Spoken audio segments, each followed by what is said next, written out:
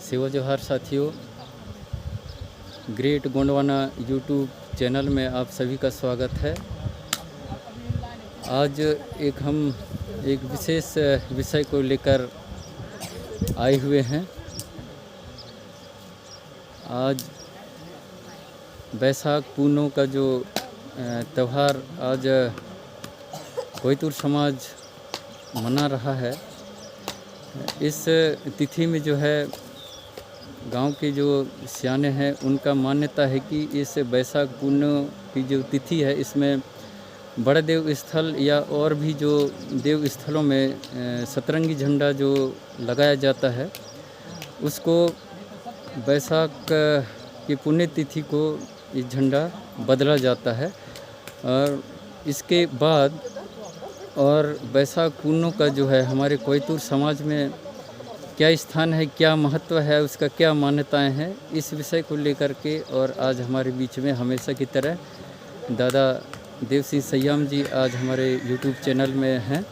हम उनका हार्दिक स्वागत करते हैं। आपको विस्तार पूर्वक वो इस बैसाख पूर्णिमा के बारे में बताएंगे। स्टार्ट। बहुत बहुत धन्यवाद।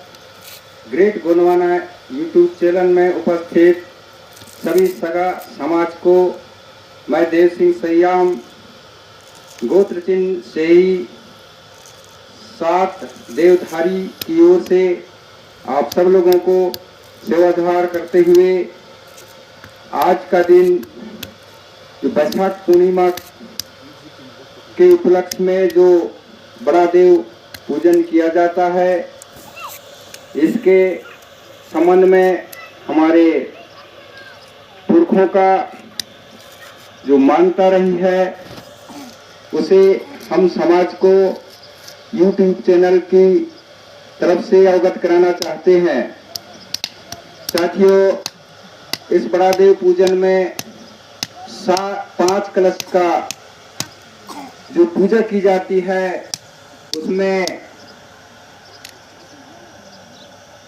धरती, आकाश, हवा, पानी, अग्नि, ये 5 महाभूतों का महत्व है, जिसे हमारी प्रकृति की भाषा में कहा जाता है तोरी, पुकराल, एर, वर्री, किस। ये 5 महाभूतों के संयुक्तीकरण से जीवों का इस प्रकृति में, पर्यावरण में, इस परुण में उद्भव होता है, उत्पन्न होते हैं। और इसलिए हमारे महापुरुषों ने इस बैसाख पूर्णिमा के दिन ही इसकी पूजा करना प्रारंभ किए। उसका कारण भी हमें जानना चाहिए कि बैसाख पूर्णिमा में ही हम क्यों फड़ापैन की पूजा करते हैं। तो साथियों, इस भूभाग में, इस संसार में, इस विश्व में हमारे पुरखे 5 खंड धरती में निवास करते आए हैं, निवास कर रहे हैं। तो हर क्षेत्र में इस फड़ापैन का नाम अलग अलग रूप से लिया जाता है, जैसे परसा पैन, सजूर पैन, सिंगा बोगा पैन, सल्ला गांगरा पैन, ऊना पूना, ऐसे एक ही फड़ापैन शक्ति का नाम अनेक शब्दों में देते हैं, फिर भी उसका पर्याय एक ही होता है, बड़ा देव फड़ापैन। तो इस 5 महाभूतों के संयुक्तीकरण से जो जीव की उत्पत्ति होती है उसे फड़ापैन, सल्ला गांगरा 2 ही नाम से पूरा विश्व को बांध दिए हमारे पुरखों ने। और इस जो बैसाख पूर्णिमा को इसलिए मानते हैं कि हमारे पुरखों ने ये माना कि साल का जो 12 महीना होते हैं उसमें प्रथम महीना कौन सा होगा। तो उनकी जो अध्ययन थी, उन्होंने यह माना कि चैत की महीना साल का प्रथम महीना होगा और बैसाख का महीना दूसरा महीना होगा और पहला और दो मिलकर के सल्ला और गांगना, ऊना और पूना, नर और मादा, धन और ऋण बन करके इस प्रकृति में, इस पुखराल में वो जीवों का संचालन हो रहा है। और जीव जगत की जीवन मरण ये चक्र जो है चलता रहे और इस पर्यावरण में, इस पर्यावरण की, प्रकृति के पर्यावरण में जितने जीव हैं एक दूसरे के सह संबंध बनाते हुए अपना जीवन व्यतीत करें, ऐसा मानते हुए हमारे पुरखों ने 5 महाभूत के जो शक्तियां हैं, 5 महाभूत हैं, हवा, पानी, अग्नि, धरती, आकाश, इनकी पूजा अर्चना करते हैं और कहते हैं कि हे महाभूतों, आप लोग इस संसार में हमेशा मिलते रहें, जिससे कि यह जीवन जो है इस प्रकृति का संतुलन बना रहे। आप लोगों की उपस्थिति में ही यह हवा मिलती रहती है। अब आती है बात ये सतरंगी झंडा की, कि इसको हम इसलिए बदलते हैं कि सूर्य का प्रकाश सफेद रंग होता है और यह सफेद रंग जब 5 रंगों का एक पुंज बनता है तब हमको सफेद दिखता है। अगर हम इसको विभक्त कर दें, बांट दें, तो 7 रंगों में हमको दिखाई देता है, जिसे असिंजा लामी हप्पी कहते हैं। यानी आ यानी आसमानी, सी माने सिंदूरी, जा माने जामुनी, ला माने लाल, मी माने मिट्टी कलर, हा माने हरा और पी याने पीला। ऐसे 7 रंगों में विभक्त हो जाता है, जिसे हम गोरहा कटना कहते हैं या पानी का धनुष बोलते हैं इसको।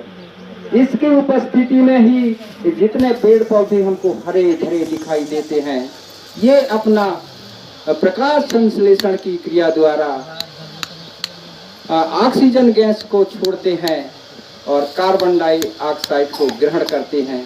यह चक्र जो है दिन प्रतिदिन चलता रहता है, हमेशा 24 घंटा चलता रहता है, जिसके कारण यह जीव जगत यहाँ जीवित है। अगर ये प्रकाश संश्लेषण की क्रिया बंद कर दें, ऑक्सीजन गैस छोड़ना बंद कर दें, तो 5 मिनट के अंदर में संसार समाप्त हो सकती है।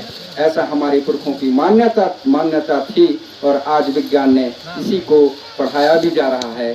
साथियों, बात आती है कि रात और दिन की, तो रात जो है शीतलता प्रदान करती है और दिन जो है हमें उजेला करके और गर्माहट पैदा करता है। लेकिन जैसे ही दिन होता है तो दिन के आते ही ये संसार में आग लग जाना चाहिए था, लेकिन लगता नहीं है। तो उसका कारण जो है यहाँ पर नाइट्रोजन गैस की नाइट्रोजन चक्र चलती है, जो ऑक्सीजन गैस की ज्वलनशील क्रिया को कम करने का काम करता है, वो अपना संतुलन बनाए रखता है। इसलिए यह जो है प्रकृति में आग नहीं लगती। तो इस प्रकार से हमारे कुछ लोगों ने, कुछ विद्वानों ने, यहाँ तक कि तुलसीदास जी ने भी इन 5 महाभूतों को तत्व कह दिया है।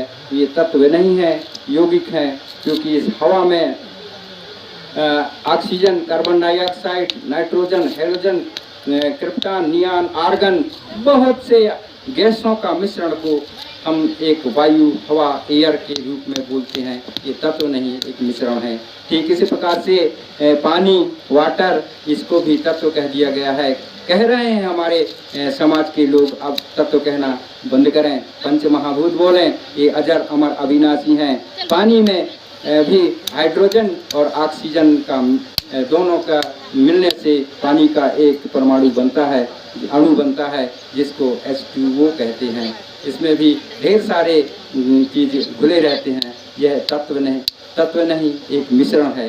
तो हम इसको पंच महाभूत कहेंगे। धरती में विभिन्न प्रकार के खनिज संपदा, मिनरल इतना भरा पड़ा हुआ है। इस पृथ्वी को अगर तत्व कहते हैं तो हमारे महापुरुषों की जो ज्ञान था उससे हम हट की बात कर रहे हैं, ऐसा हमारा मानना है। मैं इसको तो बड़ी दमदारी के साथ बोलता हूँ कि हम पृथ्वी को तत्व नहीं मान सकते।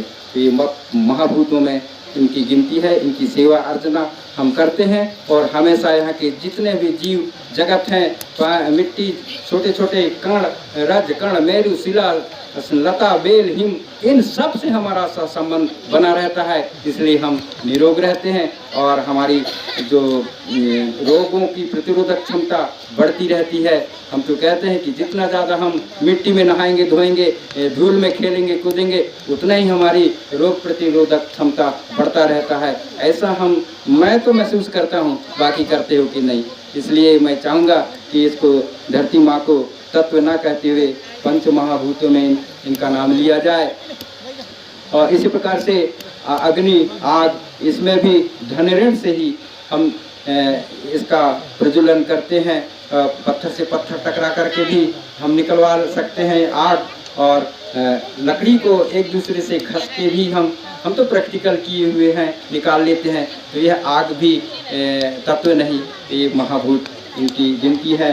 जब से ये बने तब से आज तक ये अजर हैं, अमर हैं, अविनाशी हैं। ये दुनिया को नष्ट कर सकते हैं, लेकिन स्वयं जो है नष्ट नहीं हो सकते। ये जो है बिग बैंग घटना की थ्योरी आती है, उससे हमको पता चलता है कि यह संसार को, इस दुनिया को बिग बैंग की घटना से निर्माण हुई है। इस बात को और आगे आने वाले कड़ी में हम विस्तार से बात करेंगे। साथियों, इन्हीं शब्दों के साथ अब मैं अपना वक्तव्य को, अपने विचारों को इस बैसाख पूर्णिमा की पर्व को मानने का महत्व हम आपको सुझाव दिए, बात की। हम चाहेंगे कि आप लोग इसे बड़ी ही आत्मसात करते हुए ये पांचों महाभूतों को, प्रापन शक्ति को अपने जीवन में उतारने का कष्ट करेंगे और आत्मसात करेंगे, जिससे हम और शक्तिशाली समाज बनाएंगे और दुनिया को बताएंगे कि गोंडवाना का जो पूजा पाठ है वह विश्व पूजा पाठों से महान है। गोंडवाना की संस्कृति से विश्व संस्कृति पैदा हुई है, ऐसा हम लोगों को बताएंगे। गोंडवाना की भाषा विश्व भाषाओं की जननी है। जय सेवा, जय बड़ा देव, जय गोंडवाना। राज करेगा गोंडवाना।